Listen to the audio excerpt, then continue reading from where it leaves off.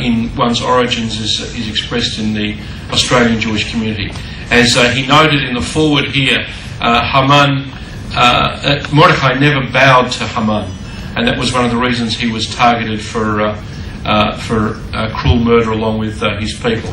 And that's the attitude we should have here in Australian society. Everyone admires people who stand up and are proud of their origins, and that's what Chabad and all of you are doing here today. Chag Sameach.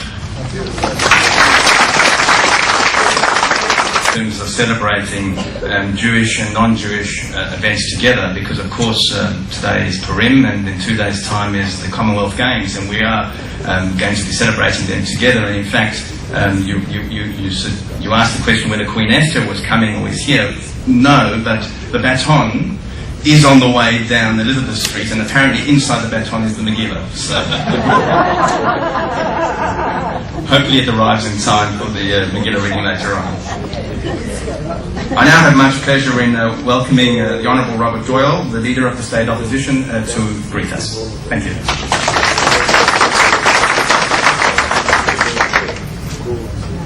Thank you, Anton, Rabbi Herzog, my parliamentary colleagues, the Deputy Lord Mayor, ladies and gentlemen. Happy Purim first. This is my very first Purim. I know my colleague Helen Shardy has been to all 9 to share them with you, but this is my very first. I am not going to mention the Queen, except that I just have, so if you would forgive me for that. I was delighted that Anton revealed that the Megillah is in the Queen's baton. I'm receiving that, I think, at 6 p.m. tonight, and I think Ron Walker and I will be equally surprised if that is indeed the case, but I hope that it is, because that will be my second hearing of it, and I also will be on target. Thank you, Michael. I wanted to reflect briefly on something that both Michael Ronaldson and Michael Danby have touched upon. It's inspirational to have a story that is thousands of years old, and yet at the same time resonates today with its message of hope and its message of triumph. And that's a wonderful thing about the Festival of Purim, and I'm delighted to celebrate that part of the story with you. But as both Michaels pointed out, every coin has an obverse, and the obverse of that coin is that unfortunately there are parallels in our world today with exactly the struggles that were faced thousands of years ago. The hideous face of prejudice, of intolerance, should not be ever countenanced. We must stare it down wherever it occurs. And just as the inspirational lessons of Purim resonate in a joyful way today, the other side of that story was that the Jewish people did defend themselves, and they continue to defend themselves as they should, as is their right, around the world. Whether that is in distant parts of the world, or whether it is by, as Chabad have made it possible, joining together in a network of friendship and support in the central business district here in Melbourne. I'm a very proud man to be a part of these celebrations with you. You have the support, as always, of the entirety of our community, and it's wonderful to be celebrating my first Purim with you today. Happy Purim. Now I have much pleasure in welcoming and calling the Honourable Tony Lupton, State Member for Paran, to give us his greetings. Thank you.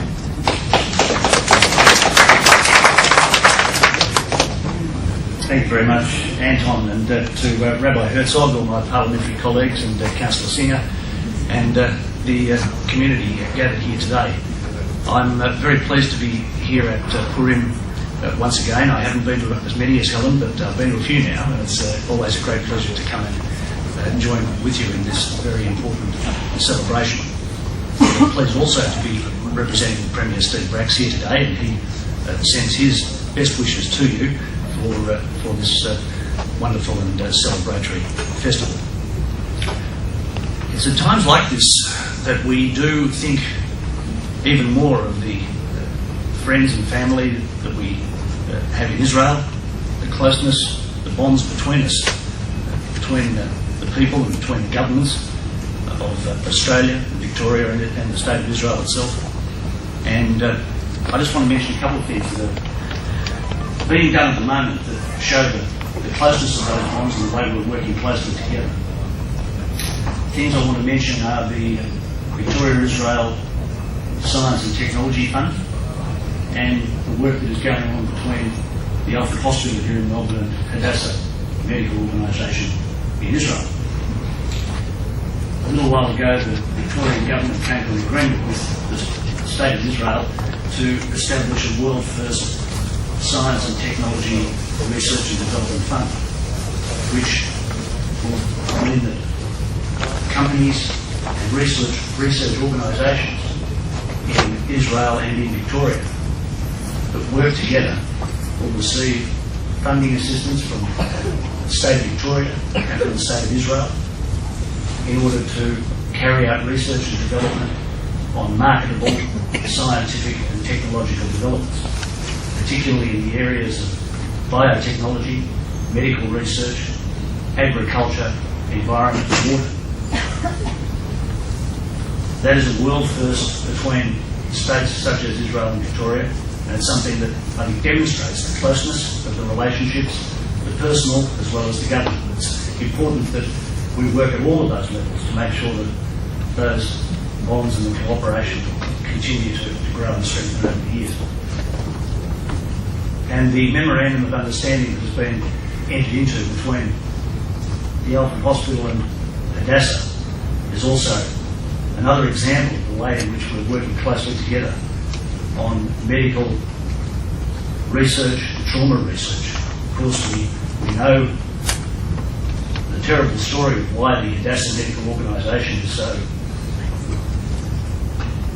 knowledgeable about the effects of trauma, having had to deal with the terrible effects of terrorism in Israel for so long. But the cooperation that we are showing between our great teaching and research medical institutions in Israel and in Victoria shows that the way in which that spirit of cooperation, the ability to help each other, will go on regardless of those terrible circumstances that people in Israel have been facing. So in medical and trauma research, in road traffic accident research, in those vital areas that go to saving people's lives, there's, again, a great amount of cooperation going on, and both Israel and Victoria and Australia generally will be better off as a result of those efforts that we're making together. So at this time when we celebrate a great story of hope, we also see in a practical way that people here in Victoria and people in Israel are putting those lessons and those examples in practice, and that will no doubt lead to greater well-being for the people of Israel, for the people of Victoria in years to come. And finally, I want to congratulate Chabad of Melbourne for again putting on this wonderful lunch, this wonderful festival, organising so many things throughout the year. The organisation is a great one, it's an active one, it does enormous great work in the community. I know, moving about in the Jewish community as I do, that its work is very well regarded and well received, and I certainly wish them all the very much success for the future and keep up the good work, and thank you all for being here today.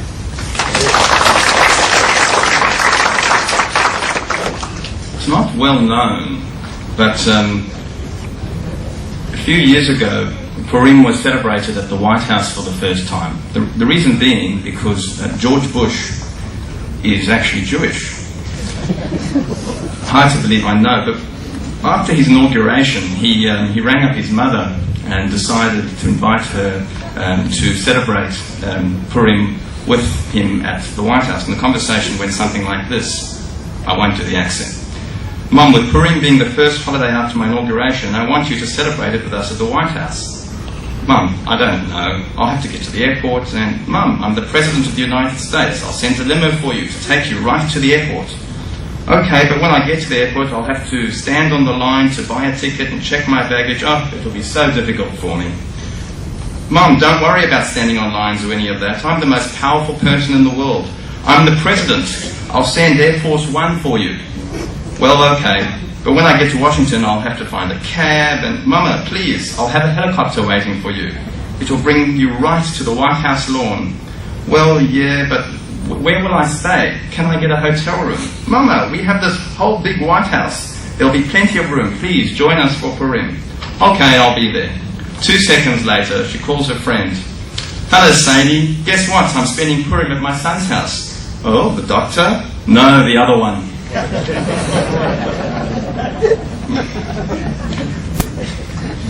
I now have much pleasure in calling Helen Shardy, member for Caulfield, who is